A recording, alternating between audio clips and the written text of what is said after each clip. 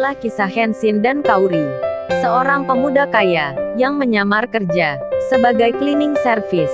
Versi Kaori TV, episode 307. Di saat Pak Andi yang ditanya oleh Kenshin, apa bersedia bekerja di sini, Pak Andi itu belum menjawabnya, karena beliau mengira pekerjaan yang ditawarkan Kenshin mungkin cleaning service atau suatu hal yang lain yang sama dengannya. Pak Andi pun masih ragu.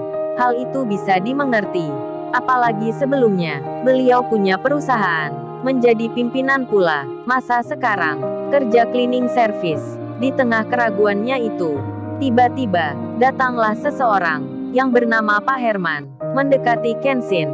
Kemudian beliau menyapa, "Selamat siang Tuan Muda, ada yang bisa saya bantu?" Pak Andi pun mendengarnya. Kenshin yang di sebelahnya dipanggil dengan hormat sekali. Lantaran hal itu, Kenshin segera menepuk bahunya Pak Herman, sembari ia bilang, "Bapak ini bisa bercanda aja. Masa panggil saya selalu Tuan Muda?" Padahal Pak Herman sendiri dipanggil bos properti, juga nggak bersedia dapat tanda seperti itu. Pak Herman pun mengerti, ada yang ingin dirahasiakan oleh Tuan Muda Kenshin. Beliau pun mengikuti, kemudian menjawab, "Ya gimana Mas Kenshin? Daripada suntuk kerja, kita bercanda saja." Kenshin pun lalu bilang ke Pak Andi, "Kita memang seperti ini Pak, suka saling bicara." Pak Andi yang hampir saja terkejut dan ingin bertanya, jadi tersenyum. Kemudian Kenshin bicara ke Pak Herman, "Oh ini Pak, kenalin, beliau ini namanya Pak Andi. Mungkin ke depan beliau yang akan pegang perusahaan, menggantikan Pak Tirta menjadi pimpinan di sini." Pak Herman pun menjawab, "Oh begitu ya, senang sekali hari ini bisa berjumpa dengan Bapak. Semoga perusahaan ini nanti jadi lebih baik lagi daripada sebelumnya." Pak Herman lalu bersalaman. Pak Andi pun menyambutnya, meskipun beliau mengerti pembicaraan ini hanya bercandaan. Namun Pak Andi merasa senang akan keramahan itu. Pak Herman lalu berkata, "Kan lebih baik kita bercanda bahagia daripada diam dan sedih. Yang lalu biar berlalu.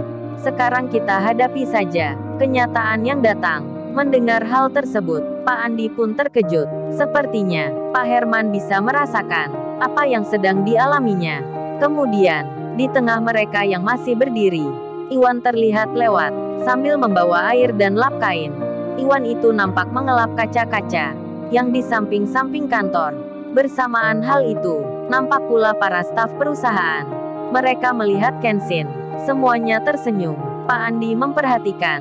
Beliau jadi bertanya, "Ternyata banyak karyawan di sini yang orangnya baik-baik. Mereka ramah sekali, meskipun dengan cleaning service." Lalu kemudian, Kenshin mengajak Pak Andi untuk jalan-jalan, berkeliling, melihat-lihat perusahaan.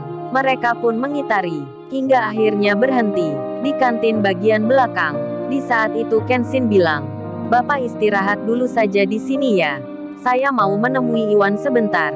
Mau memberikan kunci motornya." Pak Andi pun mengiyakan. Kenshin segera berjalan, meninggalkan kantin. Di saat itu, Pak Andi mendapat telepon dari istrinya. Istrinya itu bertanya, "Pak, ini lagi di mana Pak?" "Oh ya, baru saja ini. Ada orang debt kolektor lagi yang datang ke sini, menagih hutang Pak. Orangnya beda dengan yang kemarin." Pak Andi pun menjawabnya, "Dari mana Ma itu? Maksudnya dari bank atau instansi lain?" Istrinya pun menyahut, "Kurang tahu Pak Mama, tapi yang Mama baca tadi di surat penagihannya, ada nama temannya Papa yang menipu itu. Aku khawatir Pak, kalau kemarin-kemarin dia berhutang pakai identitas Papa seperti ke bank itu." Pak Andi pun merasa mungkin ini benar. Jadinya beliau pun makin berat bebannya memikirkan itu.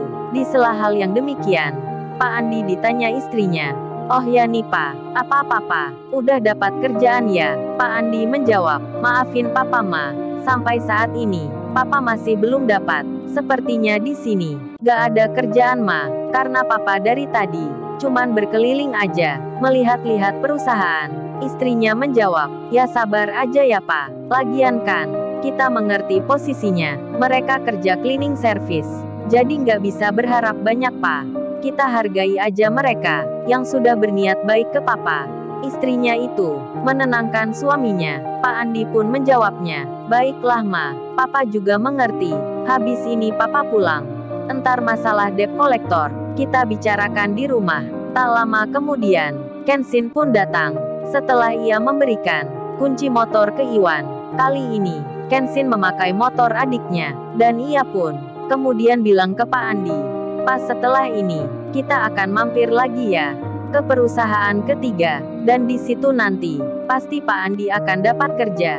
Kenshin berencana akan mengajak Pak Andi ke perusahaan ayahnya, karena tadi sebelum berangkat, ayahnya berpesan seperti itu. Namun Pak Andi yang belum mengetahui akan rencana Kenshin, beliau pun menolaknya. Dengan halus Pak Andi berkata, "Oh ini Mas, lebih baik saya langsung pulang saja ya.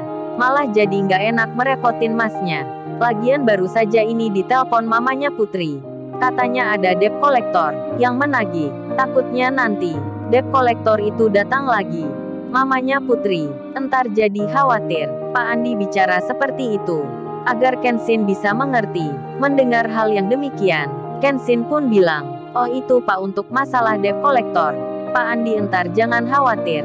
Besok itu akan ditangani. Yang penting Pak Andi sekarang ikut saya. Karena nanti ini akan ada pekerjaan." Pak Andi pun menjawabnya, "Terima kasih banyak Mas. Tapi mohon maaf sebelumnya, saya pulang saja, karena lagi ditunggu oleh mamanya Putri." Dan karena Pak Andi yang ingin seperti itu, Kenshin pun menuruti. Kemudian ia bilang, "Baiklah Pak, saya akan antarkan Bapak pulang." Namun Kenshin dalam pikirnya akan melewatkan jalan yang sama dengan perusahaan ayahnya. Pak Andi pun dibonceng Kenshin dengan naik motornya Nita. Berjalanlah mereka sampai beberapa saat, dan yang ditunggu pun datang. Kenshin tiba-tiba menghentikan laju motornya. Tepat di saat itu, di bawah gedung tinggi, Pak Andi pun melihatnya. Dalam hatinya berkata, "Loh bukankah ini perusahaan milik seseorang yang..." Lalu, bagaimana kisah selanjutnya? Subscribe channel ini untuk episode berikutnya. Terima kasih.